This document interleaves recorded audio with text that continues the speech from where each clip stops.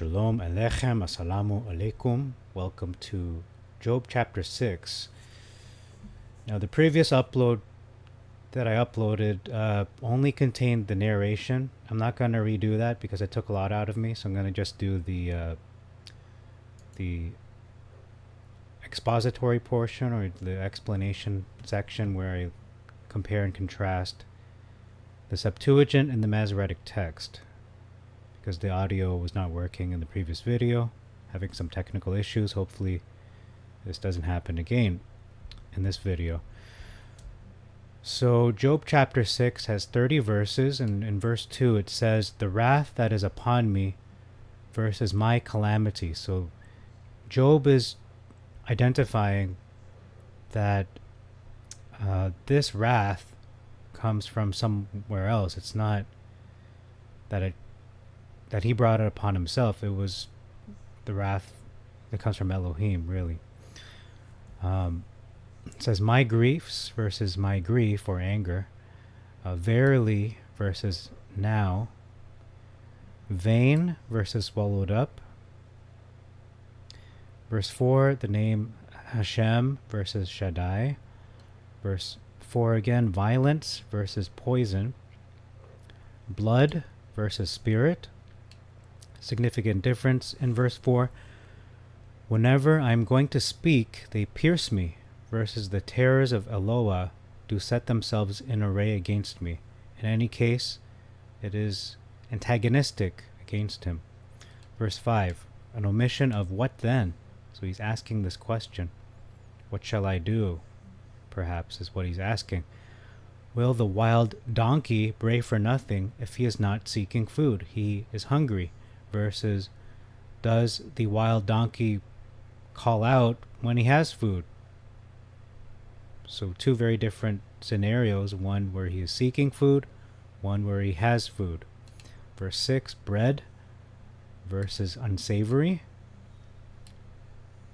So unsavory, not pleasant, not savory, not delicious, not good to taste. Unappetizing, let's put it that way. Empty words versus the white of an egg. And technically the white of an egg does have flavor, there is taste, but is there taste in empty words without substance? No, I would say no. It's vanity. Verse 7, an omission of "for my wrath cannot cease." Is this a reference to verse 2, connecting the wrath to the wrath of Hashem? Perhaps. It's not ending. "For I perceive my food as the smell of a lion." That is loathsome. It's a loathsome smell. His sense of smell has become altered, where food is no longer pleasant to smell or taste. "The thing that my soul refused to touch," so perhaps unclean food, not kosher, is now his sorrowful meat. So he's forced to eat those things he didn't want to eat. Verse 9, a huge difference. "Let Hashem begin and wound me, but let him not utterly destroy me." So this is in connection to verse 8, which says, "This is my petition." He wants Hashem to grant his petition. What is it? Okay, wound me, but don't utterly destroy me. Don't kill me. What does the Masoretic say? It says, "This is my petition, that it would please Eloah to destroy me, kill me, that he would let loose his hand and cut me off." So that is why the title of this video is "Job was not suicidal." I repeat, he was not suicidal. That seems to be a common theme when you look at many studies on the book of Job, in particular this chapter. They will say these are suicidal verses, that this is what I long for. Job said this. Kill me, God. That's what he said. And honestly, it's what he's saying in the Masoretic, but not so in the Septuagint. That is not the true scriptures. It's the Septuagint, the scriptures that the Lord Yeshua and his disciples used 250 years before he came to the earth. as a human being. So it says, let Hashem begin and wound me, but let him not utterly destroy me. And that is exactly when we know what's happening behind the scenes, and we do know this. Satan was given a limitation. He had to follow the command of Hashem, do not take his life. Okay. Verse 10, let the grave be my city. Why is he saying this? Upon the walls of which I have leaped. I'm not sure. Maybe it's just his emotional expression. But he did say, don't utterly destroy me. But ultimately, this is where he's going. Let the grave be my city, upon the walls of which I have leaped. Verses, then should I yet have comfort, yea, I would harden myself in sorrow. I will not shrink from it. Verses, let him not spare. So he's saying, just have at me, God. Verses, I will not shrink from it. Basically, I will be brave. I'm not going to cower from it. For I have not denied the holy words of my Elohim.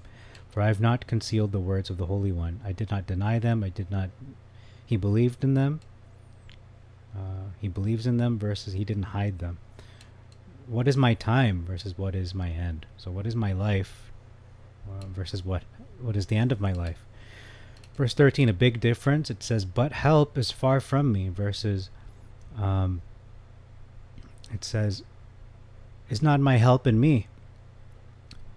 Am I not my own help? So there is a clear distinction between the way the translators of the respective translations, the Septuagint and the Masoretic, they interpret these similar verses. The Septuagint, on one hand, takes the approach that Job is focusing on the help that comes from Elohim, whereas the Masoretic characterizes Job as being self-sufficient.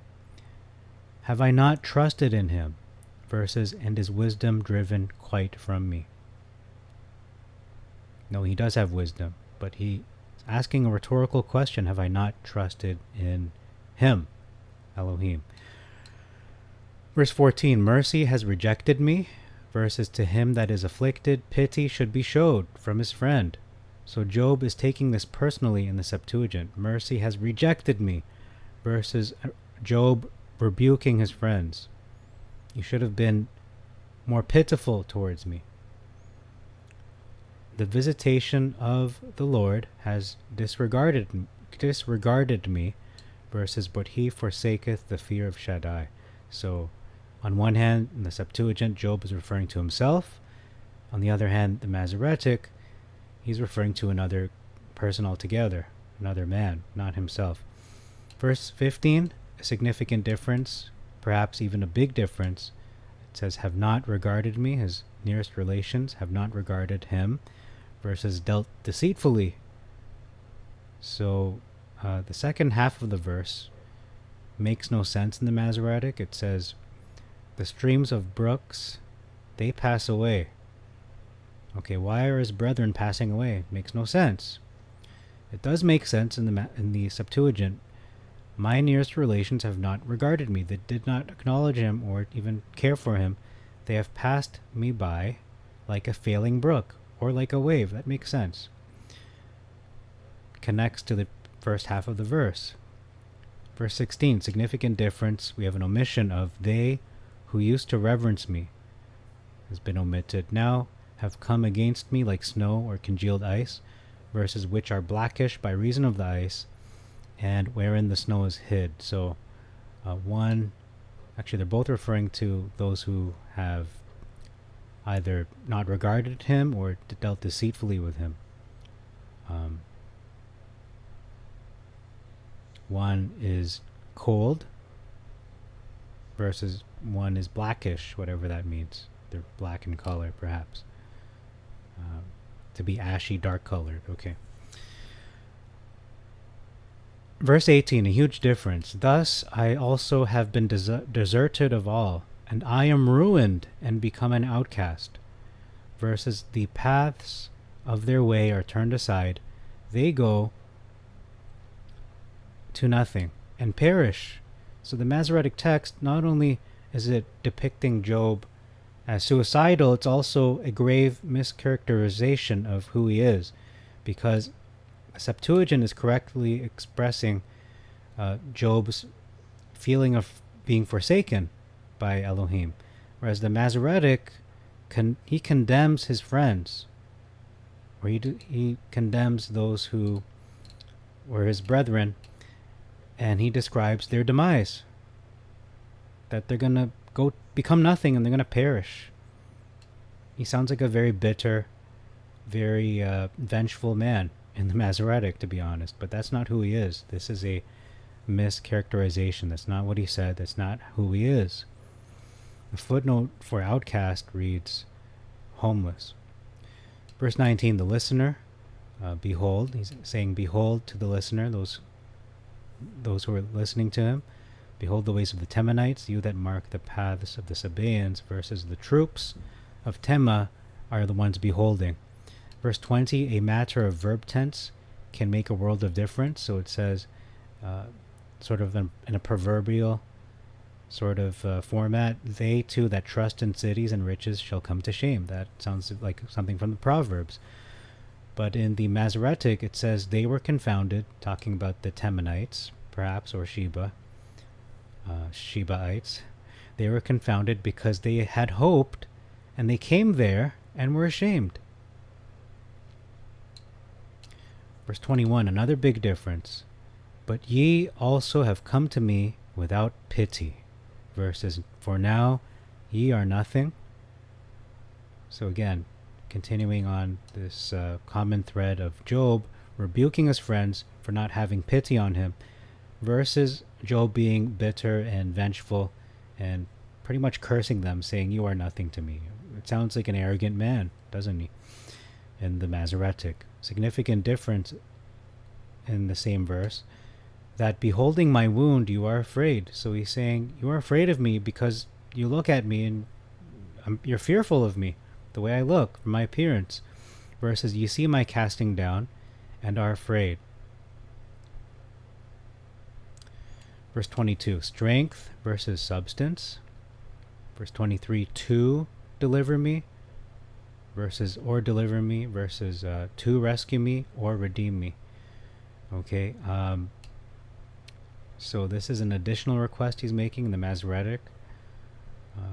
In any case, these are requests that he's saying. In the Septuagint, he's saying, have I made these requests from you for strength, to save me, and to rescue me. To rescue me twice, it says there. And then in the Masoretic, it says, did I say, bring to me, give me a reward from your substance, deliver me from the enemy's hand, or redeem me? So I think it's saying the same thing. It's just the to or. It's very subtle. Verse 24, the footnote for fail reads air, in the Greek, air. Verse 25, a big difference. But as it seems, the words of a true man are vain, because I do not ask strength of you. Versus how forcible are right words, but what doth your arguing reprove? So he's saying to his friends, you're arguing, but it's not fixing anything. But I have right words, and they're strong. In the Septuagint, he's asking them, or telling them, I'm a true man, and my words are falling on deaf ears. They're empty to you.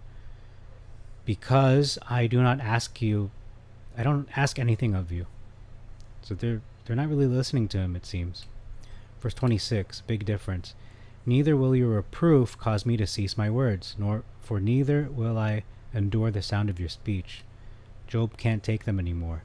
And he's not going to relent either. The Masoretic says, do you imagine to reprove words? Are you going to plan to reprove me, and the speeches of one that is desperate, which are as wind? So the Septuagint makes more sense because Eliphaz, he already reproved Job earlier in the book. This is not something that is being planned and has not occurred yet. Verse 27, a question I have for you. Is Job, or was Job, an orphan? Because he seems to allude to You attack the fatherless and insult your friend. So who's their friend? Job.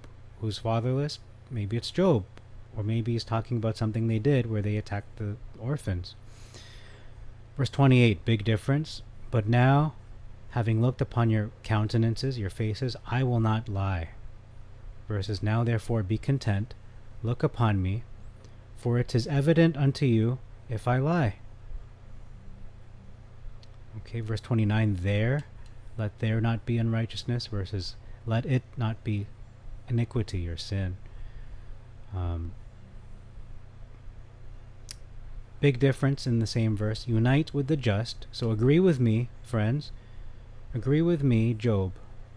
Versus Job is highlighting his own righteousness by saying, what is he saying here? Unite with the just. And the Septuagint versus return again, my righteousness is in it. Okay. My righteousness is in it.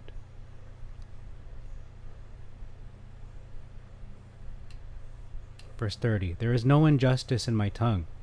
Versus, is there iniquity in my tongue? This is a statement he's making. I'm not telling a lie. This is what I'm speaking is justice. It is truth. It is fair.